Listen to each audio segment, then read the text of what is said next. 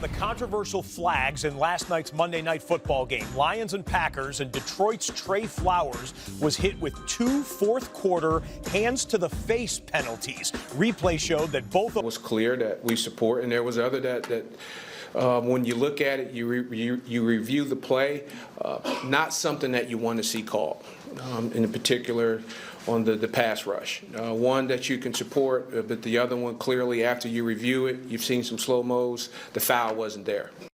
That was Troy Vincent speaking at the NFL's fall meeting, where we find our Judy Batista and Ian Rappaport. Ian, it seemed like last night's calls were kind of a launching pad to talk about other officiating issues here in 2019. Yeah, no doubt, Scott. Well, let's start with the Lions issues, and obviously the Trey Flowers, Judy, penalties / non-penalties were a big point of discussion here. Worth noting, the league office did reach out to people from the Lions to discuss the calls, and it sounds like expressed the same things that Troy Vincent said, which is at the very least, the second call was one that upon further review, they would not have made. It doesn't give the Lions a win. It doesn't help make anyone feel better, but at least there was some accountability and acknowledgement that they did not get it right.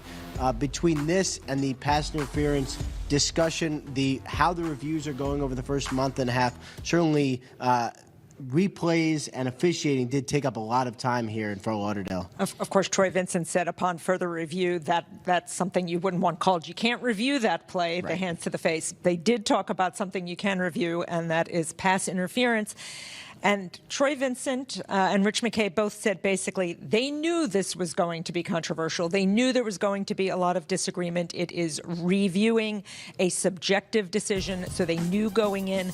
They are prepared to hold the line. They want to see how it plays out for the rest of the season. It's only 6 weeks in.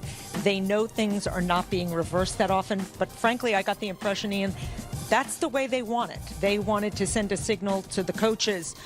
Don't challenge a lot of this. We're not going to overturn it unless it is a train wreck. Yeah, and I think a lot of people wondered, did this mean, Scott, that this new rule, the ability to challenge and correct pass interference penalties, did this mean it's not working because replay so infrequently overturns the call? It sounds like, from what Judy and I can gather, that the league office thinks it is working because coaches know there's an incredibly high bar to overturn these calls. Still learning as we go along. Judy and Ian with the latest from the fall meeting. Thank you.